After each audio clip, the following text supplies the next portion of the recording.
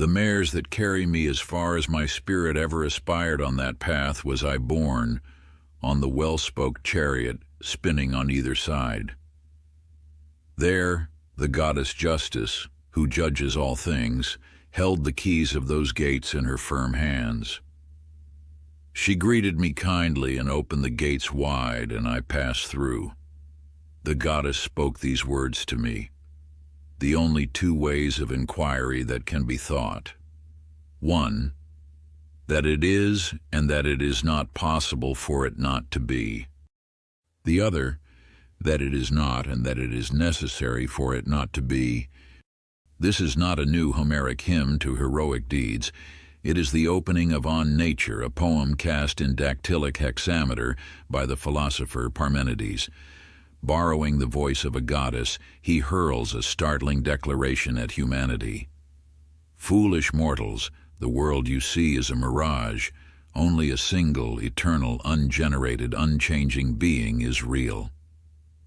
While his contemporaries were still arguing whether the cosmos was made of water, air, or fire, Parmenides denied that any such making had ever happened at all.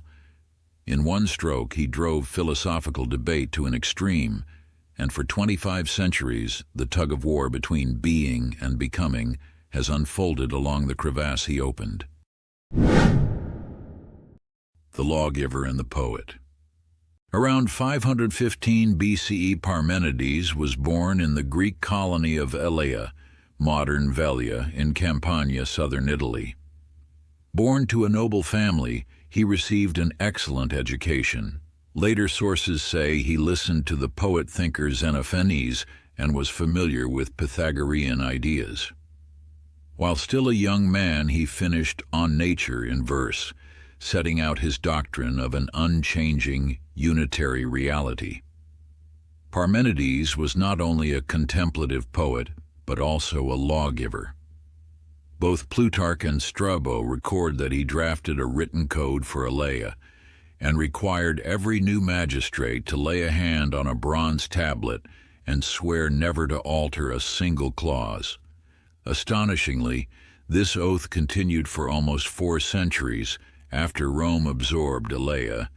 Even while Roman legions ranged the Mediterranean, the city's officials still pledged allegiance to the immutable law of Parmenides. Nowhere is the philosopher's fusion of metaphysics and politics more vivid. Ontology, the one unchanging being. In the Way of Truth section of On Nature, Parmenides begins with 3 bare axioms. What is, what is not, and thinking and being are the same. And from them deductively unfolds a complete picture of reality, one and indivisible. Being admits no second alongside itself, ungenerated and imperishable. If it came to be, it once was not. If it perished, it would become what is not, both impossible. Motionless and immutable. Movement would require the self-same thing to be here and not here in one and the same respect, violating the law of non-contradiction.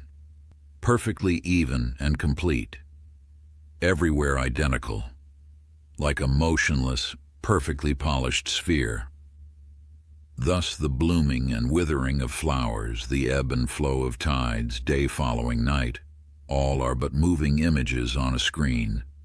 The screen itself, ungenerated, changeless, one, is the real. Epistemology.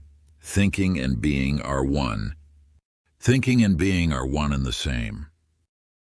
For Parmenides, whatever can be grasped by pure, contradiction-free reason truly exists. The moment a notion collapses into self-contradiction, it is demoted to mere opinion. A mathematical circle, precisely definable, therefore is. A square circle, logically incoherent, therefore is not. The sensible world teems with cases in which one and the same thing appears both to be and not to be. This blossom is both blooming and withered, and so the whole realm of generation and change belongs to opinion, not to truth. Method elevating the laws of identity and non-contradiction. Parmenides enshrines the law of identity, A is A, and the law of non-contradiction, not both A and not A in the same respect, in the very fabric of reality. Any statement that violates them is expelled from the domain of the real. With only a handful of assumptions, he builds a cosmic edifice. His disciple Zeno then raises a logical shield around it. The paradoxes of Achilles and the tortoise, the dichotomy, the arrow, all train the same weapon on motion itself, forcing critics to refute them with reasoning as rigorous as the masters. Confronting these puzzles, later mathematicians developed limits, the continuum, and calculus. The deductive method was not discarded, but sharpened. Aristotle later codified the laws of identity and non-contradiction, calling them the foundations of all thought. The long tug-of-war between being and becoming. Parmenides left philosophy a deep fissure. Plato raised the unchanging forms above the shifting world of becoming. Aristotle chastised the Eleatic denial of experience, yet retained the maxim, "Nothing comes from nothing," in his doctrine of four causes and potentiality to actuality. Medieval scholasticism translated the unmoved source into a first cause. Spinoza merged God and nature into a single substance. Hegel opened the science of logic by replaying the dance of pure being, pure nothing, and becoming. Modern physics, with its four-dimensional block universe where past, present, and future coexist in a static totality, has been called Parmenidean in spirit.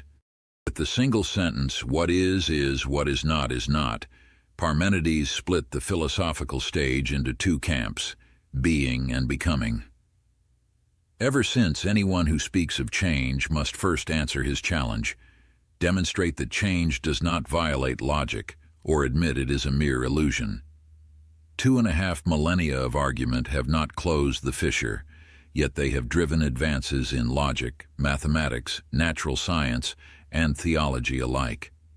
Parmenides' chariot long ago halted in an Italian cave, but the way of truth carved by its wheels still stretches through our thought.